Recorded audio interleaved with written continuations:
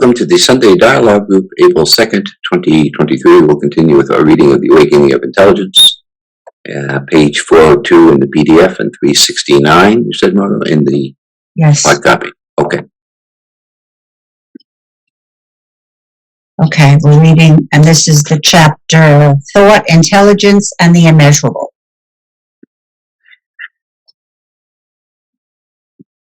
You hear me? Yes. Ah, I got you.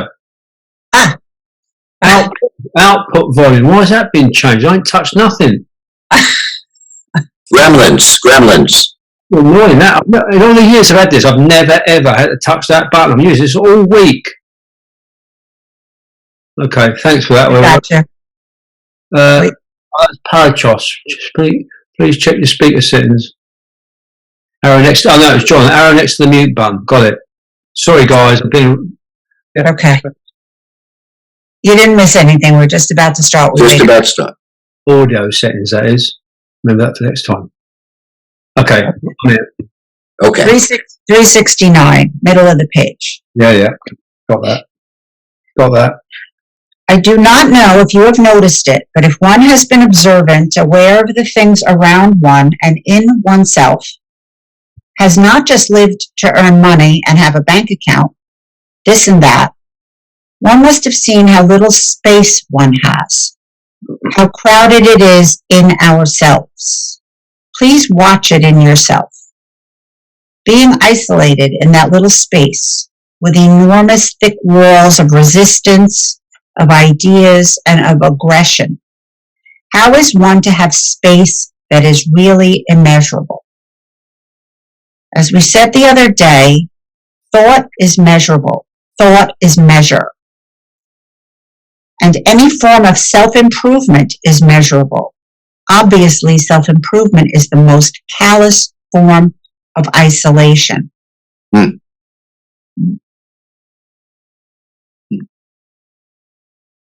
an interesting statement. Oh. Callous. Read it again. That's incendiary. Yeah. Yes. Wanted me to read that again? Yeah, read the last two sentences again, please. As we said the other day, thought is measurable, thought is measure, and any form of self-improvement is measurable. Obviously, self-improvement is the most callous form of isolation. Wow. Go ahead, Joe. What? I said, go ahead. I looked like you had some. Oh, I was just thinking about how one-sided that statement is. It's nice to have an opinion, I guess we could say, but there are plenty of times you want to do something, get your life a little bit better, and it doesn't necessarily mean I'm going to be callously isolated, callously whatever, callous. So you're saying it sounds a little severe. It is severe, yeah. Well, but I think again, in the context, for our purposes, and the way Kay, I think, ordinarily intended to use words, was speaking to the state of consciousness, or the psychological state, not to functional tasks or improving certain aspects of our life in other ways, which, is perfectly okay. But psychologically, it is severe, and I think it's meant to be. Well, I have no words. I don't know what to say. Howard? Why are you laughing, Howard? Just had me worried or so. Yeah, well, I was going to say something similar to John or something. It depends on, if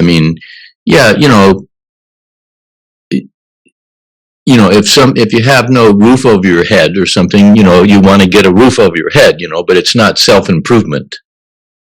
I mean, self-improvement is just, what about me? And, so I think there's a distinction there between what we might think of as, like you said, John, or something, you do something to just kind of fix something that's not working well or something, and that might be different than what he's referring to.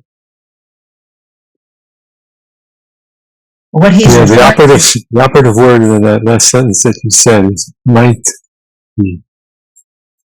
Yeah, so we have to, well, to me, this is like the common thing in human relationship. Did I really hear the other person, or did I interpret what they said? I mean, and the tendency is to, interpret according to the way that we use or what we think of, and it might not be what the other person's actually communicating. And from my observation, we're always embellishing and adding things. Well, what about this? He didn't say anything about that. He just said one thing. The thought just keeps adding and interpreting and doing all kinds of strange things. So I shouldn't give examples. No, not at all. I mean, then we have to find out how crazy you are. I'm just kidding. Well, I think, no, you're kidding, but I think that's why he's stating it in such a severe way, is that what he's calling callousness, we could easily say it's part of what makes us crazy too, because why would you give so much energy and effort into an endeavor psychologically that can never be accomplished? Because perhaps what one is doing psychologically is harmful and you want to get less harmful or to be better. Well, that wouldn't be better necessarily. Okay. That's like saying, is it better to take my hand out of the flame than to leave it there? I mean, you don't give much thought to something like that.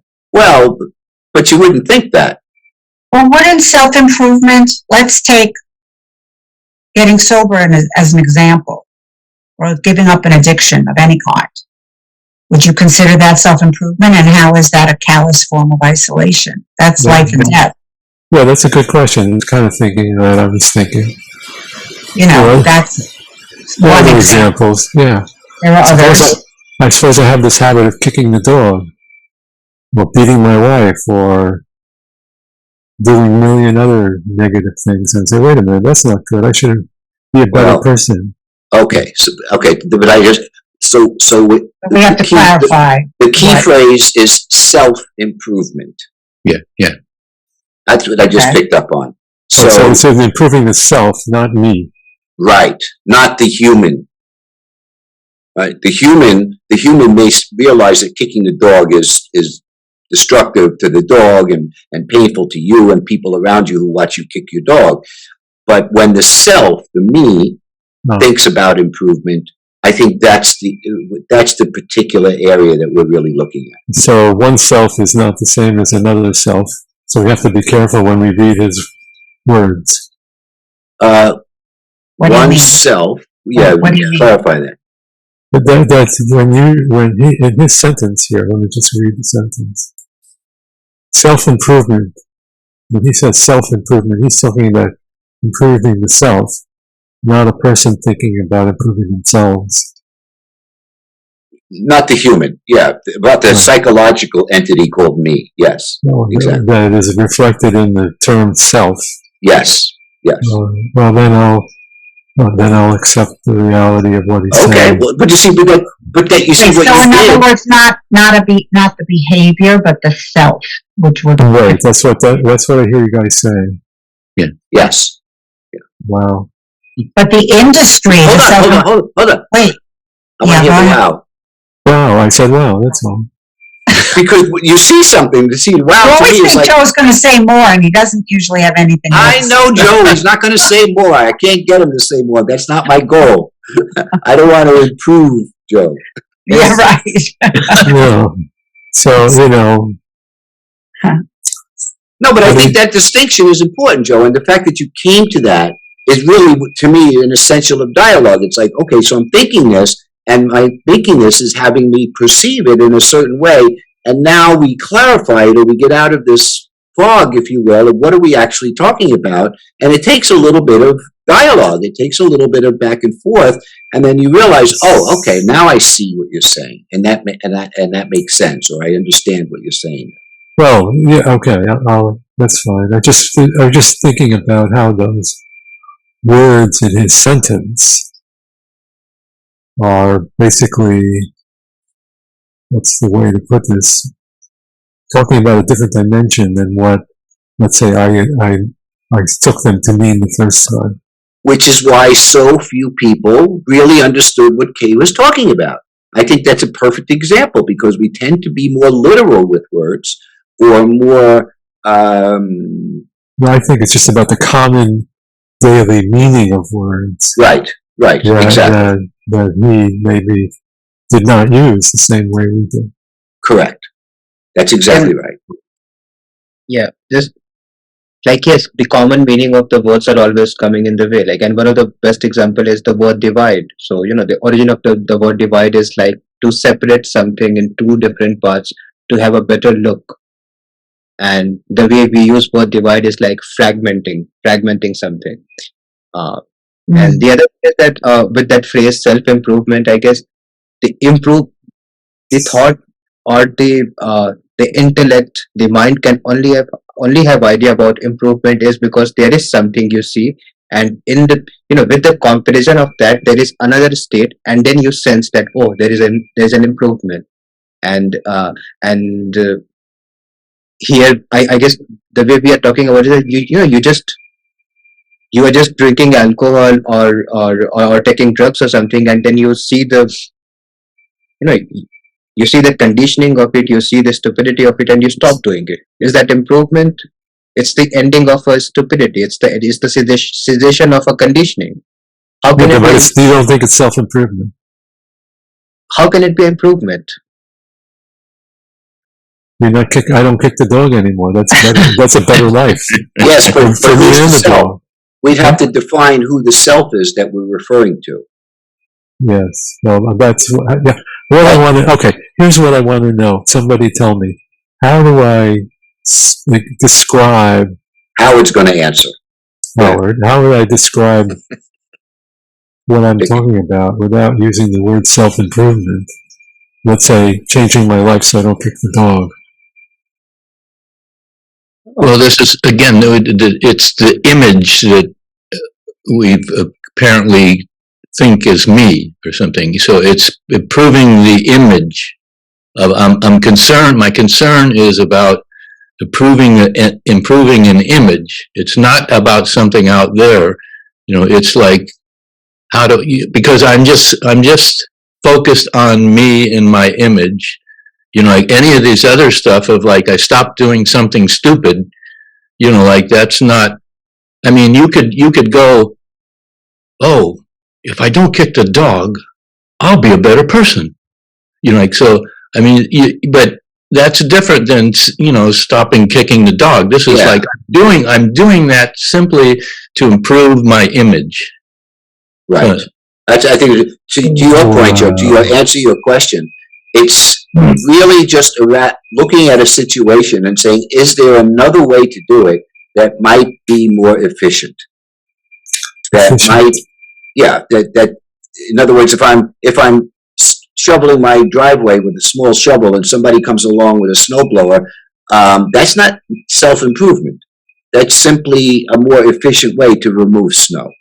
So I think that the basic difference is between a functional improvement or a functional alternative that the self begins to incorporate in what Howard is calling the image. So if I can use a snowblower instead of a shovel, why can't I become less greedy? Or why can't, and I think that's where we get into the objectionable part, or the part that creates a conflict. Go ahead, Brad. No, also how would you use that word image, and Joe, you were talking about the self-improvement. So I guess, yes, exactly. The identification in the process of self-improvement, the identification and the de-identification, both are happening in the same way. You identified, let's say I identified with I am taking drugs and I don't want to take drugs anymore. So I want to de-identify with myself with an image to which I have identified since last 5 years when I'm taking drugs or something. So I want to de-identify with that and identify with a better image which I think of it as self-improved image. That's self-improvement. Yeah. Yet I am not taking drugs anymore. So do I need to identify again with an improved image, improved version of my of me? And I guess that's what that is wherever there is any kind of improvement, there is a, there are some parameters based on me, based on thought, which is always in comparison. That's, I Image, guess, but it's all about improving the way I look to myself and to others. identifying. So that would include your example. You just said, I want to be less greedy. Why Yes. can't I be less? Yes, So how is that? because the image of me being greedy is not sustainable anymore. I don't like to see myself as greedy. As long as I can see myself as greedy, I don't really care what you think of me. I don't care. If I'm greedy, I'm greedy. But if I look in the mirror and I see myself as greedy, or I look and I say, I don't like that image anymore, then self-improvement would simply be changing the image of myself that I project upon me and upon the world. But how is that? What if you actually behave? That's beside the point. So that we're differentiating again between the behavior. And the image. So we're talking like self-image, actually. Self-improvement ties Yes. into self-image then? Yes, yes, And the image we project. yes, So basically, his sentence there is self-image improvement, not yes. self-improvement. That would be a more encapsulating sentence of what he's actually pointing to. That's a great way to say it. Self-image improvement. And that I find with Kay very often, that he used words, but he didn't kind of give you the bigger picture. So you have to kind of put it together yourself, what he's saying. But that's... Well, the other thing he says, because he says callous, and that word jumped out at Joe, right? But he said... Me too. Yes. The most callous form of isolation. So you have to look at that whole sentence. A form of isolation. I think Most that's callous form of isolation. Yeah, that's an important thing he's So trying to what I say. hear in that is that it's a very insensitive way in which isolation now takes over in our life. In other words, callous kind of means you've lost. What is a callous? A callous is something that covers up your Hard. ordinary. It's hard. Yeah, it hardens. Yes. And So it also goes to the to the business of religions, morality, immorality, and I guess the brain scientists can explain it better. But seeing from seeing from a perspective, from a daily Excuse me. life perspective. I forgot I wasn't on mute. what did you say? You forgot what? He's forgot that he was not on mute. So Uh-oh. yeah. No, but I think this is interesting. I think it's interesting the way we've kind of parsed it. Sorry. I haven't completed my point. So Please complete your point. So seeing from a daily life perspective or a behavior perspective, or the way we are living, I guess the brain or the mind is incapable of doing or staying with negation or doing something which it thinks is wrong. So whenever, even when a person is killing someone, in his mind he has a full length justification that what he is doing is the right action. Even if he's kicking a dog or killing someone or raping someone or doing drugs or burning someone's house or anything, he has that justification, and he has that intellectual understanding that okay, this is immoral, this is unethical, this is sin, this is all of those things. But now in my rage or in my emotional outburst, this is the right action to do, that's why I am doing. So the convincing power of our conditioning, which always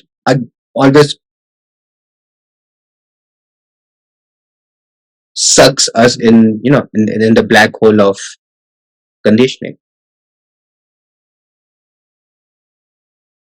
So I just want to go back to one of the things I said. So somebody's speaking to us, and if I really want to hear them, I have to look. They've given me some clues. They said they're seeing something of some sort of isolation, like so. And they're saying it's callous or something. Can I use the clues and the words that he's pointed to something and look and see, is there something going on with self-improvement that's isolating or something? So try to find, try to look and see, look at that movement and see what if I see what he's seeing, because I want to see what he's trying to point me to, not react to the words or go, oh no, you know, I want to see what he's seeing. Or see what he's pointing to, at least. Pointing to, yeah. Well, this is, so what you're saying, Howard, is what you were saying earlier, the interpretation versus the listening, right? Is that?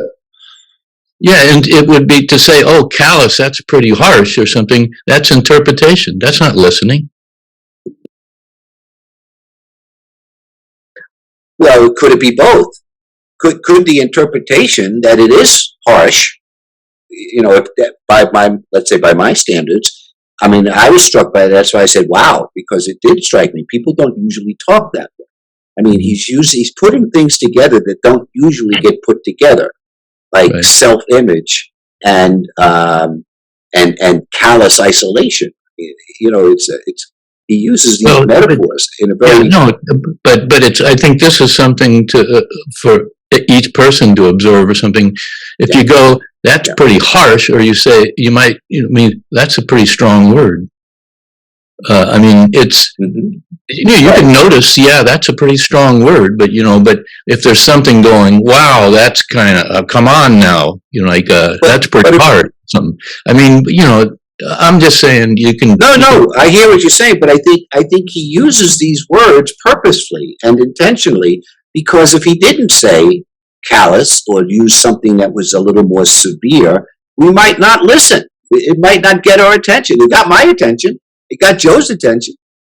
And ordinarily we just kind of listen. Okay, and we don't. You don't get the impact of what's being said. Yeah, it could be.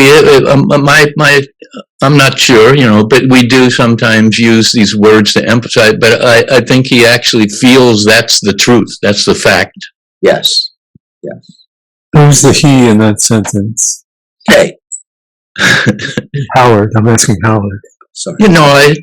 Well, with what we're looking at, it was, like the person called Krishnamurti. Oh, okay.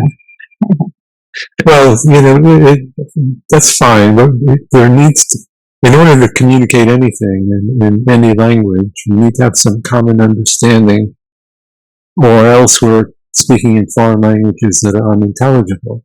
Mm-hmm. So we start from a place of, well, we understand what he means about the word this or that, or whatever words he's using. And then when he comes to put them together in a sentence, it's what seems to happen is the meaning of the sentence is interpretive. So I could see it one way, you see it another way, or whatever.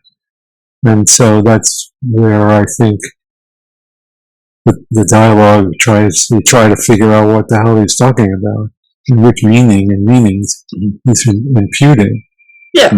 So when he said in the previous sentence, oh, you notice, like I do, that life gives you so little space, right? That's from the beginning of this paragraph. Get a bank account and a job or whatever. You have so little space. I didn't stop you and say, what the hell does he mean space here? You could have. Yeah. I could have, but this other sentence was louder. Okay. But I want to say that, the way that it seems like the point isn't to see whose interpretation is right, but to look at the actual situation. And I want to use the example of, someone comes along and they go, when you were trying to convince that other person of something, that was violent. And you go, violent? What do you mean that's violent? I'm just talking. I mean, but if you look closer, it's violent. But we didn't notice. We weren't aware that it was violent. So we didn't use the word there for violent. We thought that's the way you do things. You try to convince people of you're right or something. But if you look at it fresh, if you look at the actual encounter, and you're saying, don't be the way you are. You should be this way. I mean, it's literally violent, but we didn't notice it. But he's just describing what he's seeing with what seems to be the appropriate word. But for us, it's like you have to look again at the situation and go, what's this guy pointing to? Yeah. And go, oh, okay, yeah, you're trying to get someone to continually be other than they are. What's the Something difference? with you, be this way. What's the difference between me trying to convince you of something and you're telling me that what I was doing was violent? Well, it depends on how you're listening to that. You see, if I'm listening thinking you're trying to change my perspective or trying to change the way I'm doing things, there may be some resistance. But if I'm open, comes back to space. If I have a big enough space where I can listen to a different approach, so that's a very different thing, but that's subjective. Yes, so that's what you're getting to the point here that even Krishnamurtis or whoever saying that was violent, that's his perspective. Yes, it's his perspective, but it also may be a fact. And I may not be able to see this fact because my conditioning says, I have a perfect example, I think. For many years, and when I was in public school, teachers hit students physically. It was not uncommon for a teacher to smack a kid in the head or to whack him on the arm. It was and there was a saying in those days, spare the rod, spoil the child. I don't know if that's in the Bible or something, but it was a very common statement that it was perfectly acceptable for what they call corporal punishment, right? I think that's the phrase. So then you'd go home and the kids would say, well, my teacher hit me, and you go home and you tell your parents, say, well, you must have deserved it, and they'd whack you again. I used to hear this story all the time. We've come of age, and it seems like societal consciousness is like hundreds of years behind Krishnamurti, maybe thousands of years behind Krishnamurti. We've come to see that corporal punishment is violence. I think there are still people who hit their kids. Right? There are still people who think that that's a good thing to do. So that may still be the norm, but it doesn't mean it still is violence. Whether it's the norm or not doesn't take away from the fact of what he's saying. And that's what I think becomes challenging because, yeah, my mother hit me, my teachers hit me, so I hit my kids once in a while. I don't beat them, I just whack them, I smack them or whatever. He's going right to the core of it. That is an act of violence. Period.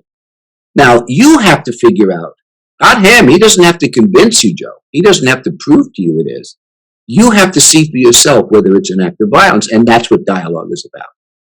To remove the things that keep me from seeing what the truth is, not because he says so. He always said, don't take my word for it. Find out for yourself. So violence is violence. Yeah, go ahead, Doctor. Sorry. And also going into the semantics of words, you were saying something, and then like we were talking about the word callous, and Joe, you said that like you heard the first sentence, but the second sentence was more louder because of the word callous. And for me, because here I am coming from a different linguistic background. I have a different sense of callous. I know the dictionary meaning of it. I know, I know the intellectual understanding of it, but I don't have any, what can I say, emotional connection with that word callous. So no one is every day calling me that, for those who are a callous person, you this, and I'm getting outburst of that. I have those outbursts with, I could have those outbursts with different words, not this word. So I heard the sentence and I understand that, I know what the callous means and what is said in that sentence, but the way you heard it and the way I heard it was, has difference. That's why I guess you said that the second sentence was louder. Like sometimes I have noticed, Stuart used the word bloody, and the way I heard bloody is different the way Stuart you use the word bloody, because I have heard it exactly. That's interesting. That's really interesting. Yeah. Margo?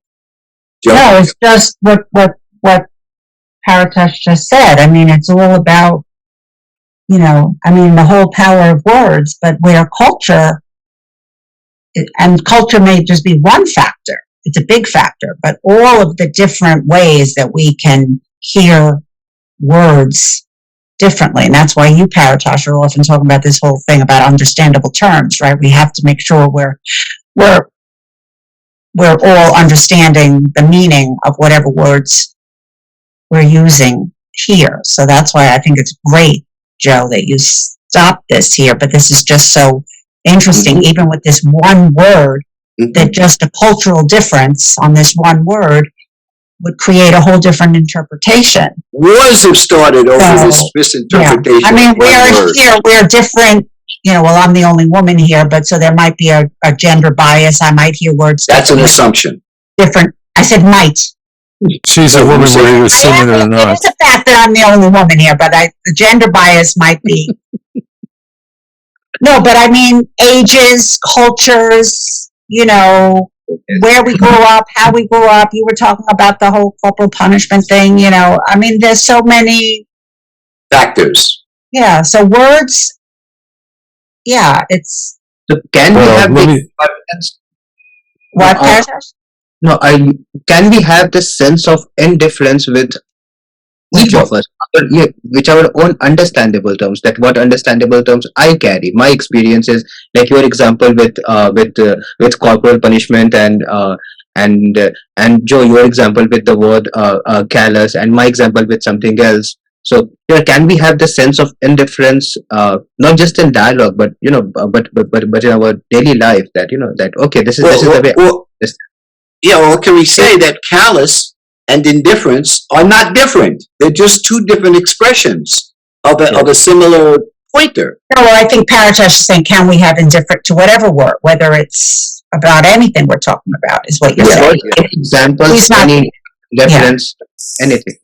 Well, here's where, here's what triggered me here in that sentence. Obviously, self-improvement is the most callous form of isolation. So what I heard basically is rightly or wrongly, okay?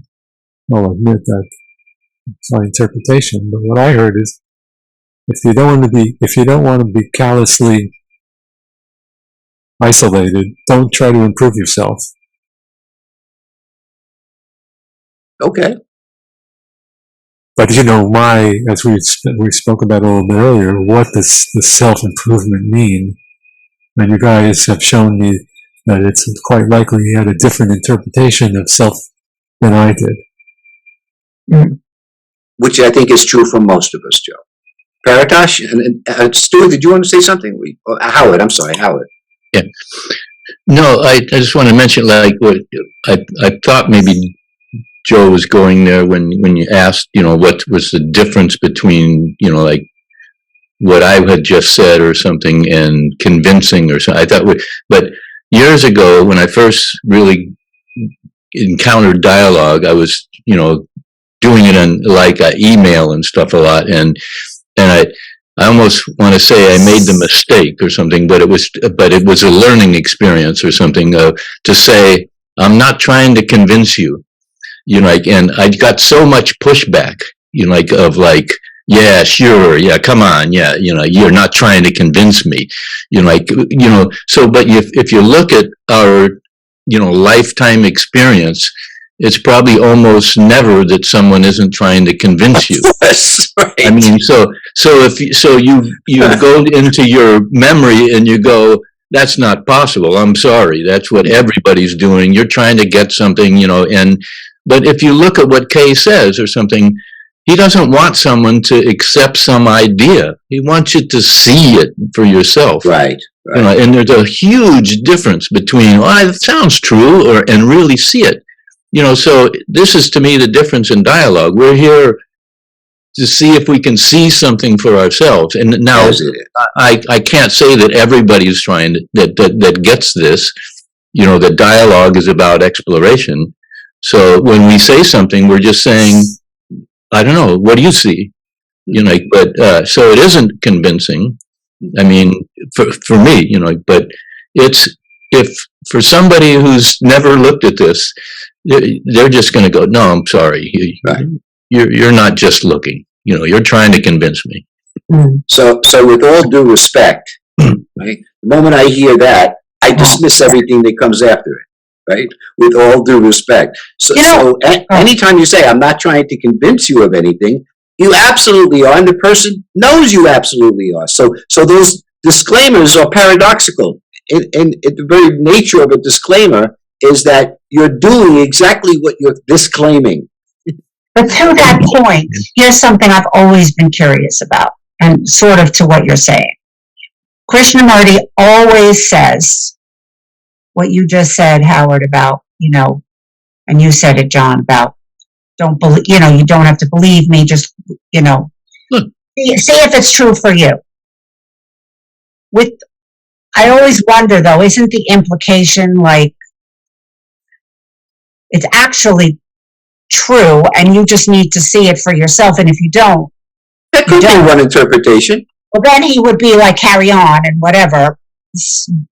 But you know what I mean? The implication is, it is true, and if you can't see it. But Howard is saying, can you listen without any implication? Just listen to what's being said and find out if it's true. The implication might be because we're always making these implications, which are basically is another word of assumptions. And Paul pointed out. That's not what I'm asking. That's not what I'm asking. What's the question you're asking then?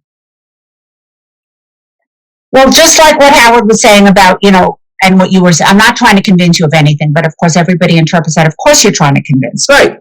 I feel that way about Krishnamurti. He doesn't say that though. No, he says, don't take what I say as true, find out for yourself. It's the same thing. Not quite. Margot, just, yes. Yes. No, I mean, no, it's just that, I've always been curious about this, and now that it came up, I don't. Well, I'm sorry. What is the curious part? Wait, I want Paradash to answer. Okay. He knows what I'm saying. When we are using words, when we are expressing ourselves through different modes of expressions, I think I sense is that there is that someone is trying to make a statement, someone is trying to convince me, and what I find different, not just Krishnamurti's language of words, or also in Baum's word, also in some poets' words, also in some books, is an invitation. And whenever there is an there is a sense of invitation in words, in expression, then, and then I guess the listening, because then I am, 100% curious and blank slate, and I'm not trying to interpret. I'm just interested in that invitation, and I want to be in that invitation. No, I don't want to convince myself. I don't want any takeaways from that. I don't want any lessons or something, not any wisdom, nothing. I'm not interested in anything. I'm just interested in that invitation where there is so much freshness and vitality and, breathe. But who listens that way? See, we're trained and conditioned to listen biased, partial. Well, so it may be the conditioning, because with Bohm I hear more of an invitation, and with Kay I hear more of a. This is how it is, asshole. Get up to speed. I mean, it's better than it was when I first listened to him. When I first listened to him, I couldn't listen to him, because I really felt it very strongly. So maybe that's a shift in your resistance has lessened. In my in resistance, right? And it is just an invitation, but yeah, I see what you're saying. Go ahead, Howard. Sorry. Well, I thought where you were going before, Margot, was that there's something like there's this assumption that there is something, that it is a fact. That I'm saying, okay, so. If we just look again, so violence means doing harm, essentially. That's what it means, doing harm. So if I'm, see, it seems to be ignorance to, in some sense, to accept a belief that you've been told for fact, when it may not. It seems to be ignorance. So if I am pushing you to accept an idea, rather than, looking and seeing if it's true or not, I'm literally doing harm to you. I'm perpetuating the ignorance. That's what we're doing with each other. We're perpetuating these, like self-imagery stories and saying, wait a minute, let's actually look and see what's happening. We're just arguing over these, like these bubbles, these conceptual bubbles, instead of saying, stop, let's look. And if you're perpetuating like a daydream in someone, instead of saying, let's pay attention, you're literally perpetuating, confusion. The illusion. Doing harm to the person. So I just heard something else. This is how, when we start talking like this, how things do get flushed out.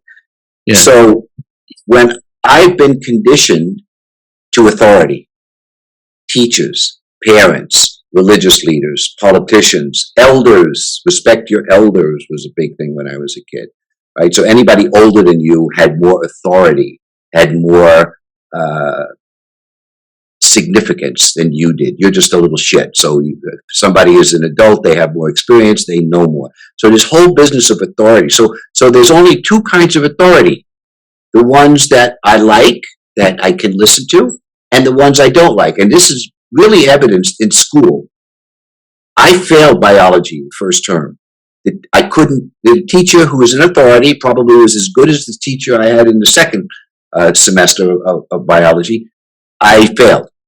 He was a lousy teacher. So in my opinion, I couldn't learn from him. The second semester, I loved the teacher. He or she, I forget who it was a better teacher, and I passed. So I think a lot of times we're listening with that authority. So we hear Kay and we think, who's this guy? He says this is a fact. He sounds arrogant. He sounds like a know-it-all. He sounds like somebody who is instructing and teaching, all these other descriptive adjectives, all these other descriptive terms I have of him. And the fact is, it has nothing to do with the speaker. It has to do with my listening and deciding whether this is an authority that I will allow. Now, the danger of that is if I turn him into a favorable authority, then I'm going to listen to him and believe him. So I'm not going to do what he says. If I turn him into an authority I don't like, I'm not going to listen anymore. So to Howard's point, Either way, I'm creating that isolation. yeah. So can I listen without the authority of a pleasant or benevolent authority, or of an authority I don't like? Stuart, did you want to jump in here? Yeah, I suppose Kay was seen by a lot of people as an authority, though, which didn't. Well, for goodness sake, he was seen as the second coming of Christ when he was a kid. You can't get much more of an authority than that. Oh, And he's got commands that he's still seen through those lenses by, I imagine, thousands and thousands of people still now. And it's interesting when I've been back listening quite a few times now to that. And I know you're reading it at the moment in another group. You're ending a time. And yes. There's a number of occasions in those dialogues when Kay's clearly not listening to what Bone's saying. He is not listening to what Bone's saying. If you listen to it really carefully, so. Anyway, that's neither here or there. I guess coming back to the sentence that we've been discussing today, self-improvement is the most callous form of isolation. I suppose there's 8 sets of perceptual lenses that listen to that statement, and then there's 8 sets of responses or reactions, or no responses or reactions to that statement. And out of that, there's either a dialogue or there's a conflict. I suppose that rests on how open each and every one of us is to what the word dialogue points to, or in our 8 individual perceptions and interpretations of that statement, we react, and then from that reaction or that response or that assumption or that opinion or that view about that, a conflict ensues, or a passive conflict ensues, or a long, lengthy debate ensues, or lengthy explanations, something ensues, or one of you sees the fact of it, like Howard touched on. Someone sees the fact, in which callous is neither strong or weak. It's just a fact, but that's not. You see, if you see the fact, it's no good you trying to convince me to see the fact if I'm not seeing it through the fact, because I might have an assumption or a reaction to that word callous, because it has all kinds of historical meanings for me. I really think he's being overstating it a bit there. That's not really necessary to use that word, really. But you see the fact, you see, and then you try and convince me of the fact, and I resist, because I'm not seeing the fact. What I'm seeing is I think that is my own view and position on it, which is I think that's a bit of an overstatement on that. As far as I'm concerned, that's my self-centered position on it, of which I don't want to improve Or relinquish. or relinquish. And going back to the kicking me dog, I come to see you. I come to see one of you who's a really experienced therapist because you come recommended to me. I come to see you, and in the first session you say to me, well, what you come for? And I say, well, because I've got this problem. And you say, what problem's that? I say, I keep kicking me bloody dog. And what you say to me is, you say, Bloody dog. what we can do is, I've got some really, you say to me, I've got some really, I think this is something we can really work on. I think over time, using the techniques and the methods that my particular method and technique offers, there's a stronger possibility that over a couple of years, if we go far enough into your history and work deeply enough on yourself through these methods, what will happen is you'll gradually understand all the reasons why you kicked the dog, through all the traumas you went through when you was kicked by your dad, and then one day, hopefully, fingers crossed, you might stop kicking your dog. The problem with that is, right, I go home quite inspired by the opportunity to self-improve, because you've sold it to me that I can improve, and I continue to kick the bloody dog. So kicking the dog licks its lips and rubs its hands and says, this is fantastic. I love this self-improvement game because I continue to live another day. So kicking the dog kind of continues. Nothing stops. And I guess that's the point, or you guys were kind of talking about when you were differentiating between the behaviour and action. Good point. It needs a therapist that says, you know what, I'm not going to work for you. You just need to stop kicking the dog. Violent. That's a fact. It's a violent act. Yes. You need a therapist that's going to say, kicking your dog. I don't know if anybody's told this before. In fact, I've had this conversation with a few clients recently. I don't know if anybody's told you this before, but maybe it's important for you to be told or know that kicking the dog is a violent act. That's it. Right. Hey, that's it. No more sessions. So anyway, the point being, Right. Here's the point. Yeah. was the callous nature of self-improvement, and the fact, which is kicking the dog's violent. That's a fantastic way to, It is. great example and a great way to see it. Yeah. I You don't had need to know why you were kicking the dog or what happened in your childhood or Which is self-improvement, because is self-improvement. the only Right. context in which I'm willing to engage with you about kicking Right. the dog is only ever conditional. In other words, providing I get some sense that you're going to offer me some possibility of self-improvement, then I'll come back and keep seeing you.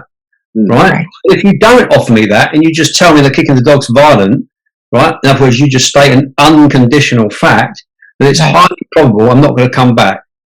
But Because sometimes, I'm back it's conditional. yeah. What you're saying, it just reminded me of a woman who came into my office over 20 years ago, 25 years ago, and she had an issue with drinking. And she recalled her history with drinking and even stated that in college, she was drinking, got behind the wheel of a car, had an accident, and one of her best friends was killed. And she didn't stop drinking. She continued to drink.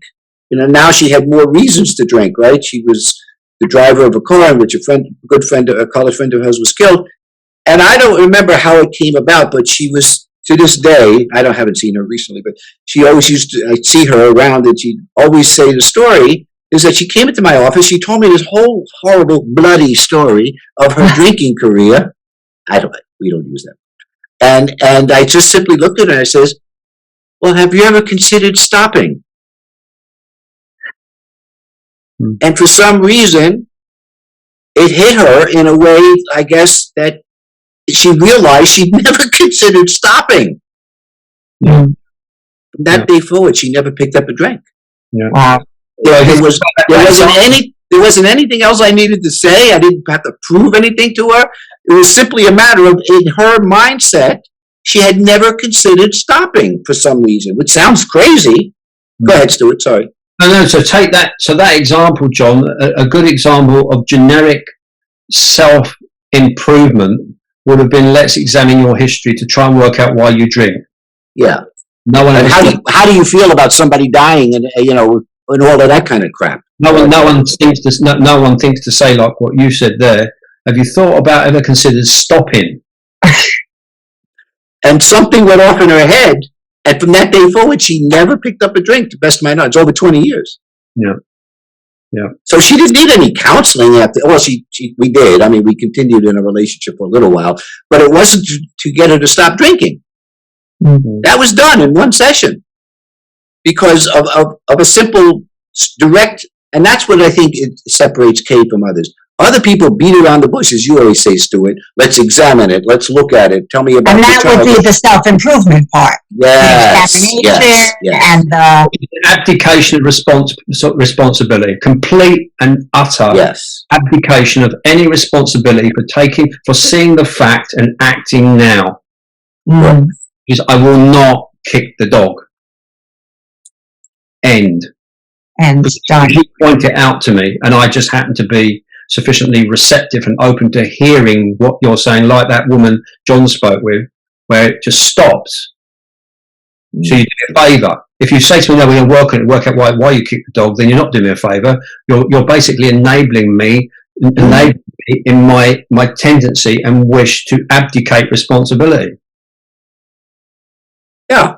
And she says it with this light bulb moment every time she recalled it, like, oh my God, how simple. I just never considered it. I just never considered that I could stop drinking. Go ahead, Paradise. No, and that's the isolated form of listening, that you are listening in a very isolated form. I remember because you were sharing that example, and then Stuart, you said that she doesn't.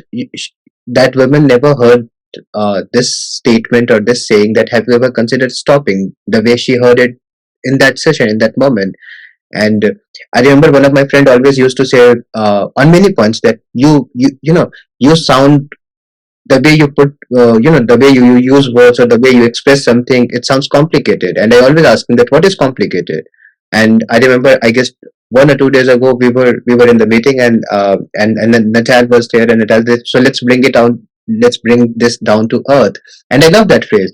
But how can you bring clouds down to earth? How can you fit everything in, how can I fit everything in my understandable terms?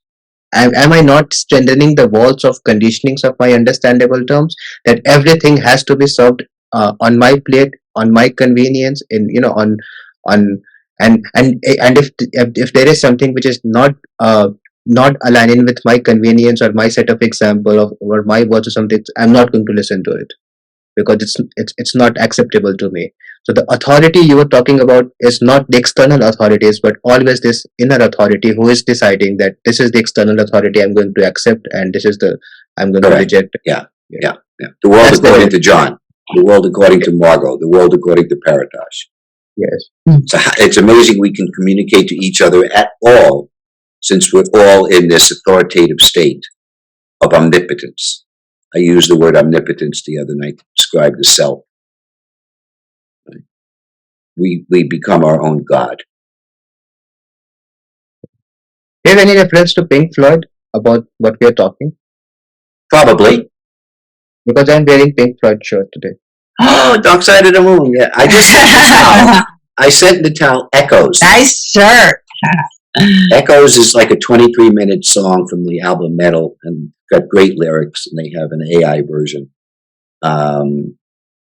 It's not as prolific in the lyrics, not as profound, but there's some really good. But the music itself, it's just like 23 minutes of just takes you so many different places.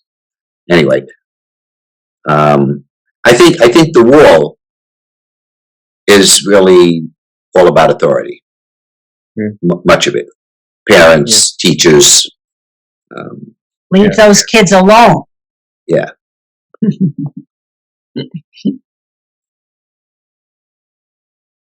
We don't need no education. We don't need no thought control. And the thought control actually caught my attention in that song. Mm-hmm. No dark sarcasm in the classroom.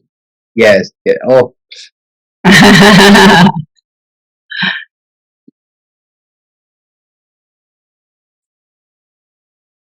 So, it's already after 1. I know we started a little late, but I didn't know if you wanted the first part that I read is about halfway through a paragraph. We didn't even, do you want me to finish the paragraph, or do you? Yeah, maybe finish the paragraph. Just the paragraph, maybe, just to get a little more context to what we were, even if it's just to reflect on, okay. Any form of self-improvement is measurable. Obviously, self-improvement is the most callous form of isolation. One sees that thought cannot bring about the vast space in which there is complete and utter silence. Thought cannot bring it. Thought can only progress, evolve, in ratio to the end it projects, which is measurable. That's interesting. That space which thought creates imaginatively or of necessity can never enter a dimension in which there is space which is not of thought. Through centuries, thought has built a space that is very limited, narrow, isolated. And because of this very isolation, it creates division. Where there is division, there is conflict, nationally, religiously, politically, in relationship, in every way. Conflict is measurable. Less conflict or more conflict, and so on. So that's the rest of, so he was really talking about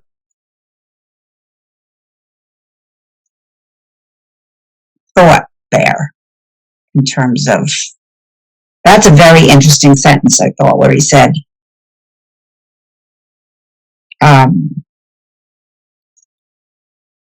thought cannot bring about the vast space in which there is complete and utter silence. Thought cannot bring it. Thought can only progress, evolve in ratio to the end it projects, which is measurable. When you read that, I was thinking of all the masses of different meditation techniques that thoughts invented, that all claim to be the road to creating space. Right. So thought through the invention of its meditation techniques claims to be able to create space. But as Kay often said, the only problem with that is that you've got a meditator sat right in the middle of it. Right. Exactly. The only problem with meditation is it's got a bit of a meditator involved. He's trying to create space. Exactly. What came up for me while you were reading that was just how vital the suspending assumptions are when we're listening, because this is where thought just comes in, and we're now listening with thought and reacting, as opposed to just suspending all of this, this mechanistic reflex to be able to truly listen to what is being said.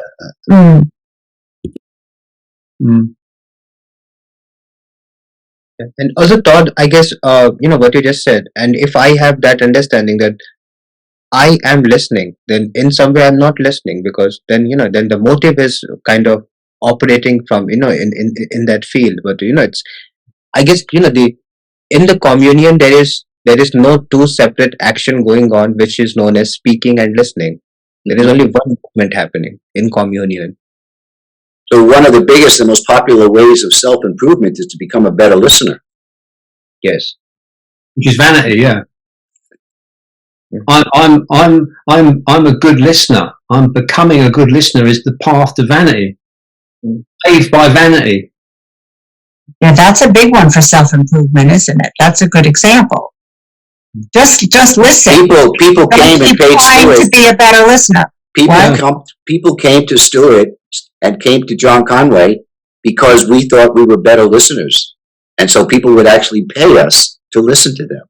How obnoxious is that? They both made fortunes.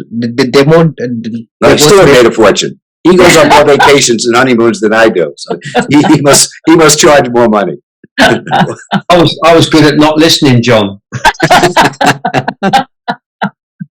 No, we're laughing. We're laughing, but this is the society we live in. We pay professional listeners, you could say. right? What do you need to pay somebody to listen to you? Well, as I often say to people, one of the main problems and obstacles that current generic psychotherapy has is it relies upon a whole series of theoretical frameworks in which I attempt to squeeze what you're telling me into.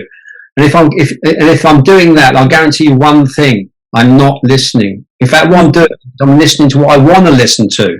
Okay, in order to have what you're saying fit into my pre-existing theoretical framework, so I can give you the impression that I know what I'm talking about. So you'll come back. But the fact is, I'm not listening. That's interesting, yeah. Because where I'm identified and attached to theoretical frameworks, that's not listening, that's theoretical living. Yeah, So and I guess there's a lot to be said about this with regards to it being a mirror for therapy to look into. Because you ain't going to like what gets reflected back. Which is why psychotherapists and the whole field of psychology isn't willing to listen to what Kay has to say. Absolutely not.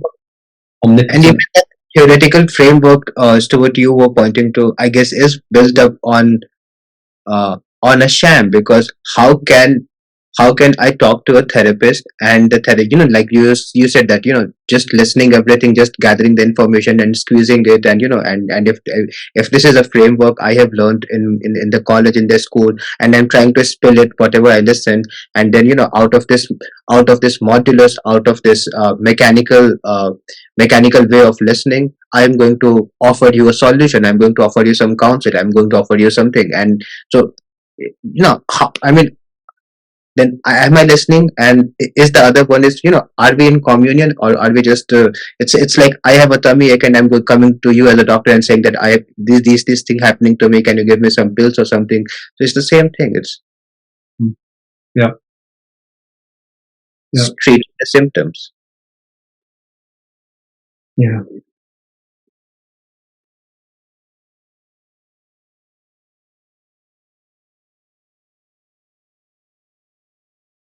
And yet somehow, I'm struck by the 8 of us, at least just let's say the 8 of us who are here today, who were able to persevere and continue to listen throughout our time together this afternoon or this morning, this evening. Meaning that we all come in with our subjective listening skills and our conditioned and partial fragmentary approaches. And Joe, you kind of broke it open with your statement about the callous isolation. It was a great way to just break it open, right? Not close it down, not define it, not give it some parameters so that we all understood what it meant, a common understanding, but rather a complete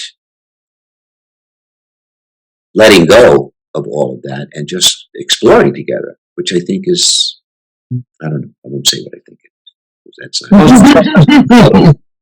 going to say a little while ago, it must have been about, I don't know, maybe 4 years ago. I think this topic came up, was probably the last time in this group, maybe, the topic of interpretation, the point Joe was making about how we each see the word callous. So I think it's useful to revisit it, because I think there's occasions when we dialogue together when we don't maybe give enough space to that factor, the factor that we can all be seeing a particular word or phrase through different lenses, and we often don't take the space to just check that where appropriate and where necessary. And as a result, I think we sometimes end up steamrolling over what someone's trying to say or the point they might be making, because it doesn't seem to be factual what they're saying.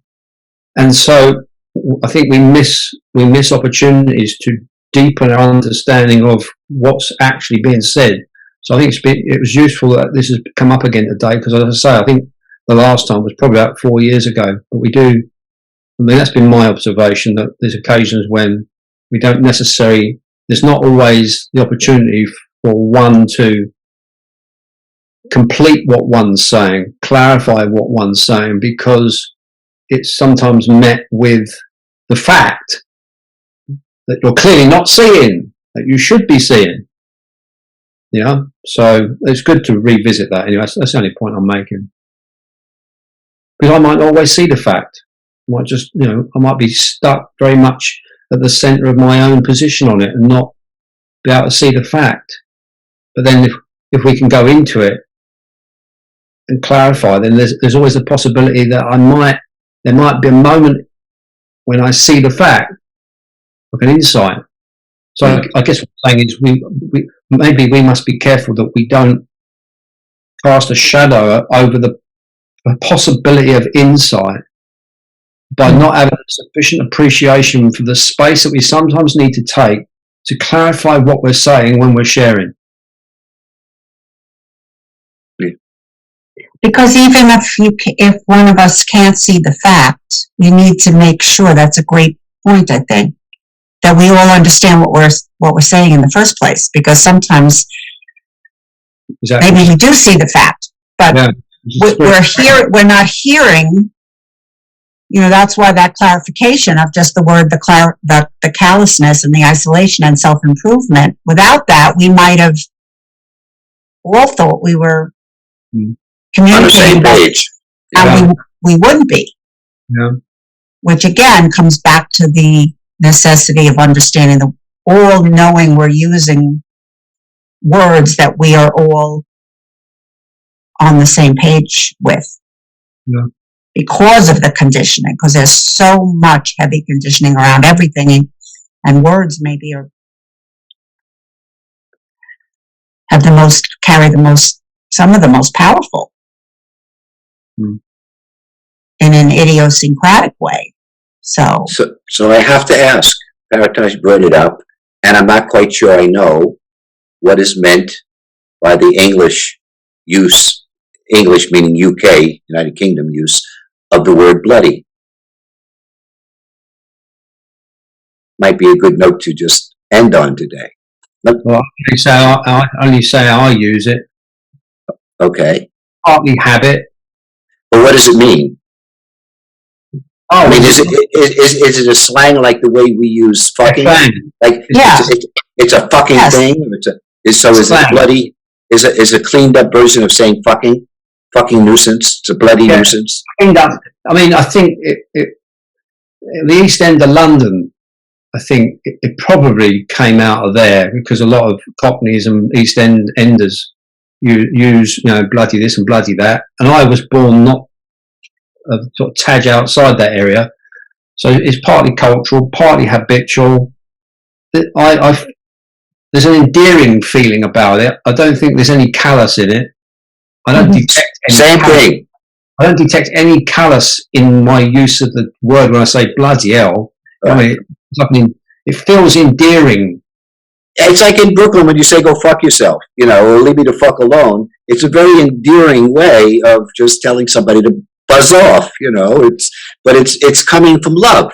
It's coming from that affection of being in this condition together, So there's no offense taken. So, Joe, why are you shaking your head? It's true, Joe. Come on. You know what I'm talking about. It's not necessarily affectionate. I didn't say that's what I was thinking. Well, amongst guys in Brooklyn, it was no one took offense to it, is what I'm saying. What, when you were 10 on the street playing ball? Yeah.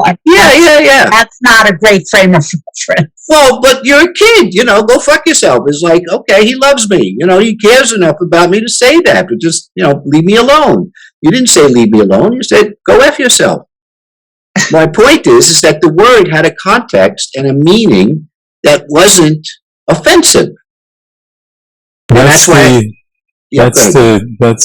early teenage interpretation, context of that. In other situations, it's offensive, or it is in many other things. Well, I learned that as I got older. Okay, well, there you go. Things changed. Sort of learned it. And I'm not sure about that. I'm not sure about that. You learned that thing that it's offensive or something. I'm not sure about That's what I just said. Yeah, exactly. that. Slow learner here. Like today's dialogue was so interesting. Again, I'm not jinxing it. I'm just saying that it was so interesting that if we can release a movie or something and just name it that. Sorry about that. So self improvement is a callous form of isolation, and just like a heading or a movie, and it didn't catch a lot of attention to people just to listen this in that form.